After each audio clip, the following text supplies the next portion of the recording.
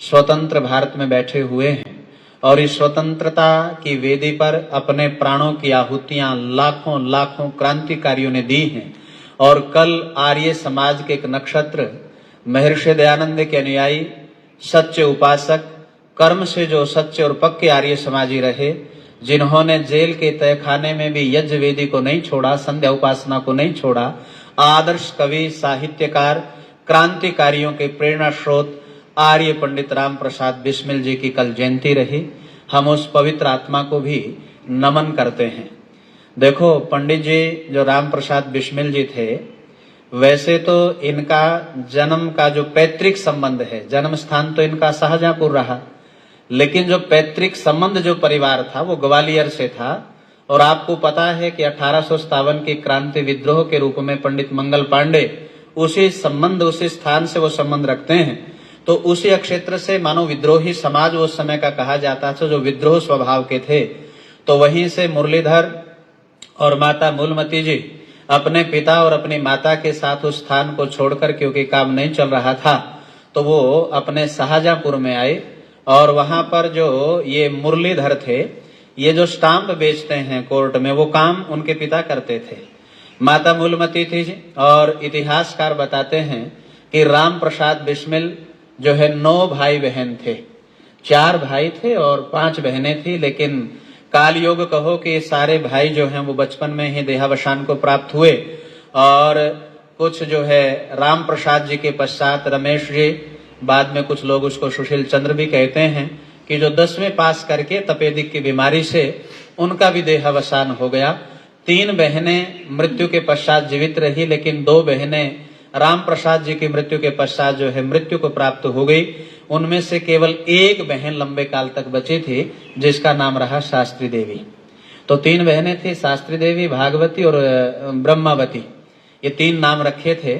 और देखो, ये जो राम प्रसाद बिस्मिल है, आप सभी जानते हैं कि जब इनका जीवन अल्पकाल का रहा, जवानी की मानो दहलीज के ऊपर जिसने कदम रखा हो, 30 वर्ष की आयु रही।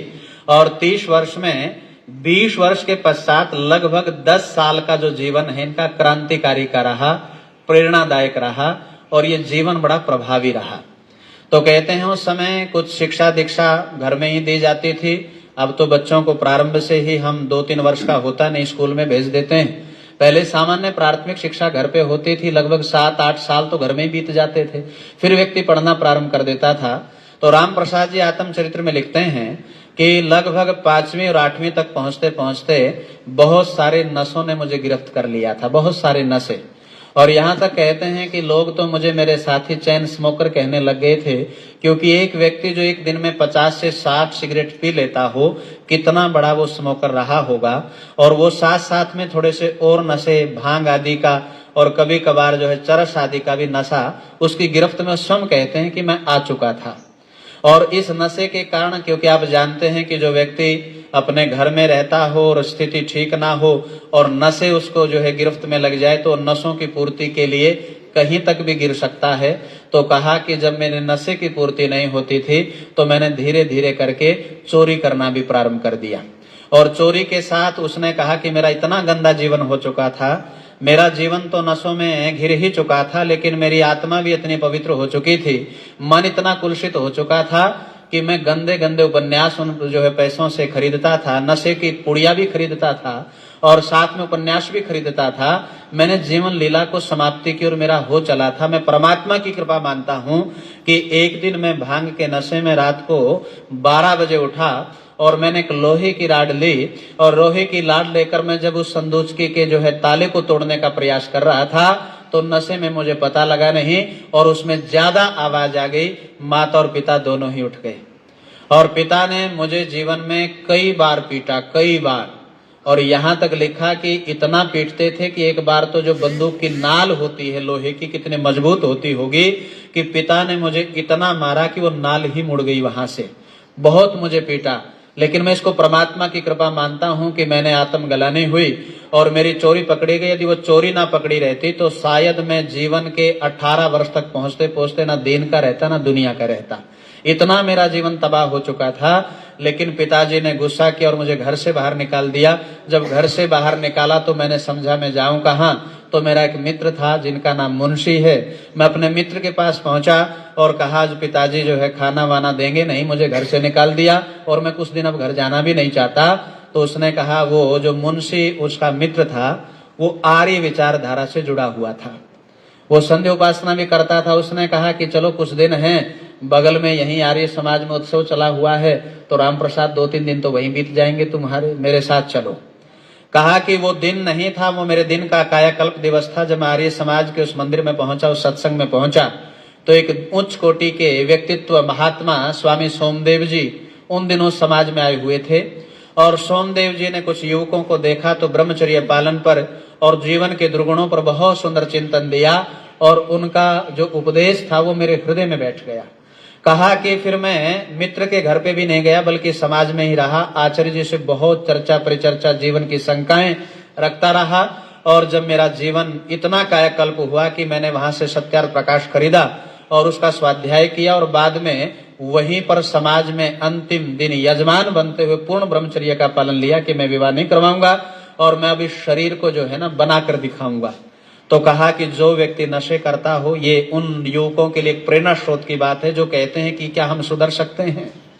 अरे जब जागो तभी सवेरा, जब राम प्रसाद का जीवन परिवर्तित हो सकता है, महात्मा मुंशी राम स्वामी श्रद्धानंद बन सकते हैं और 2 हड्डियों का कंकाल एक महात्मा के पद को प्राप्त कर सकता है, तो हम और आप क्या नहीं कर सकते। तो कहा जब इतना कायाकल्प हुआ कि मैंने उसी दिन से व्यायाम योगाभ्यास सीखा आर्य समाज के शरण में आकर, और योगाभ्यास सीखते हुए मैंने योग को, प्राणायाम को और यज्ञ को संकल्प लेकर अपने जीवन में अपना लिया। और कहा कि जब इतने दिन थोड़े से गुजर गए, पिताजी भी परेशान हुए, और जब पिताजी ने अन्य व्यक्तियों से सुना कि तुम्हारा बेटा तो पक्का आर्य समाजी बन गया। अब पिताजी और माताजी पौराणिक विचारधारा के थे। ये जो राम प्रसाद नाम इसलिए रखा गया था क्योंकि इनके पिता राम के उपासक थे, और कहा कि उसमें बच्चे नहीं बचते थे और बेटियों को भी मार दिया जाता था। ये तो आज की गांव में अब भी कोई पुरानी घटना नहीं है, अब भी लोग जो है औलाद की चाहत में बेटियों का गला घोट देते हैं। लेकिन राम प्रसाद ने जब ये आर्य समाज की शरण में आया तो उसके बाद जो बहनें पैदा हुई उनका गला इसने नहीं घोटने दिया। इसने कहा बहनों का गला नहीं घुटेगा। और जब इसने या तो आर्य समाज में रहे या मेरे घर में रहे, मेरे घर में रहेगा तो ये नहीं चलेगा। तो इतनी बात जब कही तो राम प्रसाद ने आओ देखा ना ताओ, उठे और पिताजी के चरण स्पर्श करके अपना थैला उठाया। और जब पिता कहते कहाँ चले तो उसने कहा वहीं जाना चाहता हूँ जहाँ मेरी आत्मा को खुराक मिलती है, जहाँ मेरे जीवन के लक्ष्य की प्राप्ति होती है। मैं तो पिताजी घर छोड़ सकता हूँ पर आर्य समाज नहीं छोड़ सकता, क्योंकि आर्य समाज तो मेरी नस नस में, मेरे रक्त में, मेरे हृदय में वो सिद्धांत उतर चुके हैं। मैं आर्य समाज को नहीं छोड़ सकता। आर्य समाज में चले गए, लेकिन पिता हैं, रुष्ट कब तक हो, माँ की ममता होती है। 2 दिन बीते और बाद में जो है उन्होंने अपना प्रायश्चित भी किया, पिता ने गलती भी मानी और उसने कहा ठीक है तू नहीं मानता तो ये काम भी करता रहो, घर में रह ले। अब घर में रहकर फिर क्रांति की मशाल है, जिसने सत्यार्थ प्रकाश पढ़ा हो तो घर में कैसे रहेगा और गुलामियत का दौर हो। तो कहते हैं कि उन्होंने क्रांतिकारियों में एक उच्च श्रेणी का स्थान प्राप्त किया, जिसको आप क्रांतिकारियों में हम सर्वोपरि मानते हैं। कुछ कुछ क्रांतिकारियों को मुख्य रूप से जानते और मानते हैं। शहीद आजम भगत सिंह, राजगुरु सुखदेव, चंद्रशेखर आजाद आदि। इस टोली को तैयार करने वाला यदि कोई था वो तो राम प्रसाद बिस्मिल था, क्योंकि चंद्रशेखर आजाद ने क्रांतिकारियों को बनाया, लेकिन चंद्रशेखर आजाद अपने आप जीवन में प्रेरणा स्रोत अपना पंडित राम प्रसाद बिस्मिल को मानते हैं। तो राम प्रसाद बिस्मिल ने जो एक आदर्श साहित्यकार भी रहा और यज्ञ प्रेमी भी रहा, आर्य समाज विचारधारा के भी रहा। मैं बस कुछ चंद पंक्तियों को बोलते वेद प्रचार की ओर हम चलेंगे।